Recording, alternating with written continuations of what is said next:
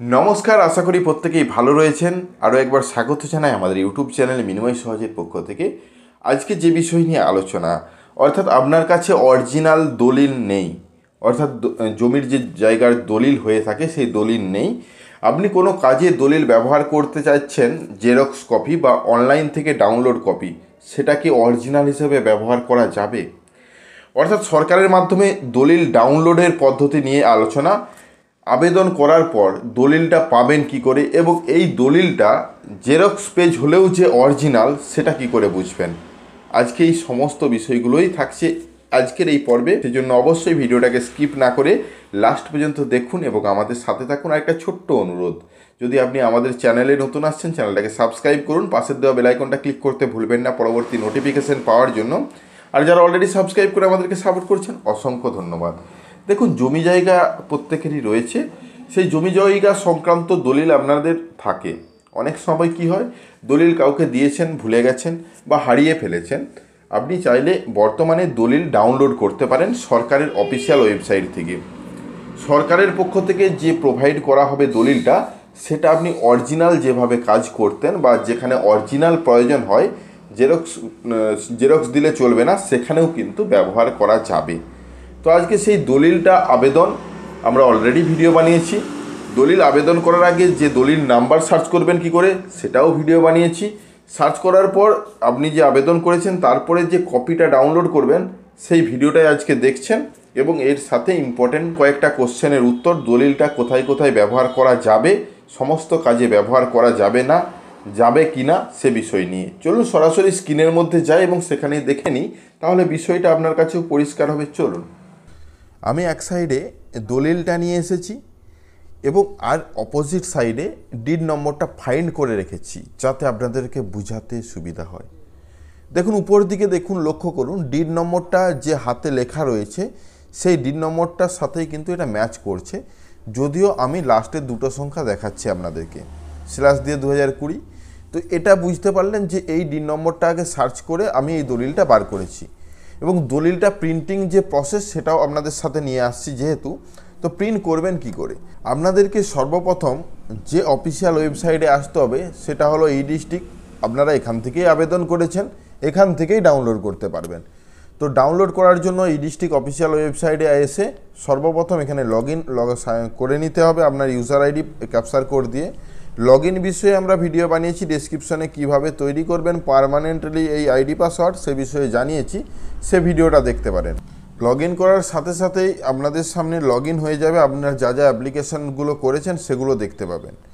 বিশেষ করে আমি যে অ্যাপ্লিকেশানটা কথা বলছি সেটা কিন্তু আমার একটু আগেই রয়েছে, দেখতে পাচ্ছেন সার্টিফিকেট কপি রেজিস্টার ডিড। তো এই সার্টিফিকেট কপি রেজিস্টার ডিড, অর্থাৎ আমি জমির দলিলটা পাওয়ার জন্য যে আবেদন করেছিলাম তার একটা নম্বর পড়েছিল, এবং এটা সাথে সাথে অ্যাপ্রুভ হলেও অনেক সময় সাথে সাথে ডাউনলোড করতে পারছেন না। তার একটাই কারণ, এটা ডিজিটাল সাইন হয়, সেই সাইনটা অ্যাপ্রুভ না হওয়ার কারণে। তো যাই হোক, এটা ডাউনলোড করার জন্য অতি সহজ পদ্ধতি, সাইড দিকে যে ডাউনলোড অপশানটি দেখতে পাচ্ছেন ওখানে ক্লিক করুন। ক্লিক করার সাথে সাথে আপনাদের সামনে ডাউনলোডের একটা অপশান দেখতে পাবেন, যেটা ডিড সার্টিফিকেট পিডিএফ বলে লেখা রয়েছে।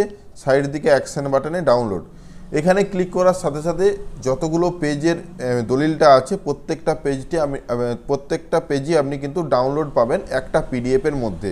এই দলিলটা যে দেখতে পাচ্ছেন, এই দলিলটা আপনি কোন কোন কাজে ব্যবহার করতে পারবেন। দেখুন, দলিল যে কাজে ব্যবহার করা যায় প্রত্যেক কাজে, অর্থাৎ অরিজিনাল দলিল যে কাজে ব্যবহার করা যায়, কারণ জেরক্স অনেকে অ্যাকসেপ্ট করে না। যেহেতু আপনি এটা প্রিন্ট আউট দেওয়ার পর জেরক্সই হবে, সেহেতু অফিস বলতে পারে না এটা চলবে না, অরিজিনাল নিয়ে আসুন।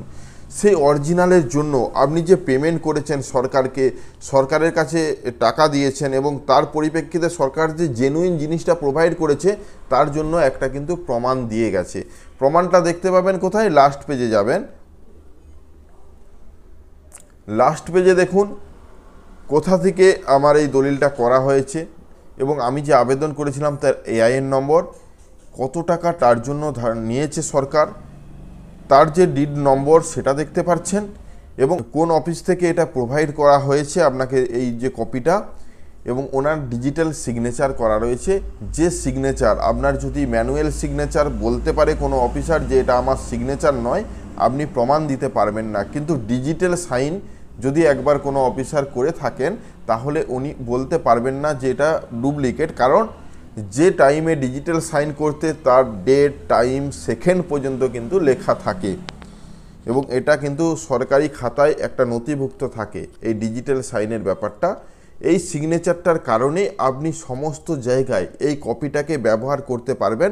নির্দিষ্ট ডেট দেওয়া রয়েছে, অর্থাৎ এই যে কপিটা আপনি প্রোভাইড করছেন কোনো নির্দিষ্ট স্থানে যেখানে আপনার দলিলটা প্রয়োজন হবে, যেখানে অরিজিনালটাই প্রয়োজন, সেখানে কিন্তু আপনি এই কপিটা লাস্টের এই পেজটার জন্য দেখিয়ে আপনি এই জেরক্স কপিটাকে অরিজিনাল হিসেবে ব্যবহার করতে পারবেন। তো আপনাদের মনের মধ্যে যে কোশ্চেন ছিল সেটা আপনারা বুঝতে পেরেছেন। অরিজিনাল দলিল না থাকলেও এটাকে অরিজিনালের মতো ব্যবহার করা যাবে। তো আশা করি আজকে কিভাবে ডাউনলোড করবেন সেটা বুঝতে পারলেন। আবেদন পদ্ধতি, ইডিস্ট্রিক্টে রেজিস্ট্রেশন, দলিল সার্চ করবেন, এ বিষয়ে আমরা আগেই ভিডিও দিয়েছি, তাছাড়া ডেসক্রিপশনে দিয়ে রাখছি, সেটা দেখে নিন। ধন্যবাদ। আশা করি আজকে যে বিষয় নিয়ে ভিডিওটা সেটা সম্পূর্ণ ভালোভাবে বুঝতে পেরেছেন। যদি ভিডিওটা ভালো লাগে লাইক এবং শেয়ার করতে ভুলবেন না। আমাদের চ্যানেলে নতুন হলে চ্যানেলটাকে সাবস্ক্রাইব করুন, পাশের দেওয়া বেল আইকনটা ক্লিক করতে ভুলবেন না পরবর্তী নোটিফিকেশন পাওয়ার জন্য। আর যারা অলরেডি সাবস্ক্রাইব করে আমাদেরকে সাপোর্ট করেছেন অসংখ্য ধন্যবাদ। এভাবেই পাশে থাকুন। দেখা হচ্ছে নতুন কোনো ভিডিও নিয়ে। ধন্যবাদ।